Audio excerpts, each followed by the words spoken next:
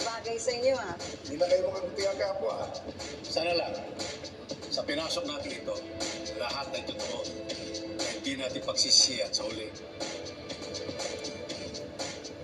Supremo, huwag na sana natin kontrahin pa sila, boss. Tinutulungan na nga tayo para maayos ang buhay natin eh. Pag-isipan pa natin na masama. Hindi naman sa ganon, Tanggol. Marami na kaming pinagdaanan at marami na kaming nakasalamuhang mga tao. Kaya hindi tayo basta-basta dapat magtitiwala. Basta ang importante, ligtas tayo. At pinakikitunguhan tayo ng tama. Sana nga lang. Huwag tayong lokohin.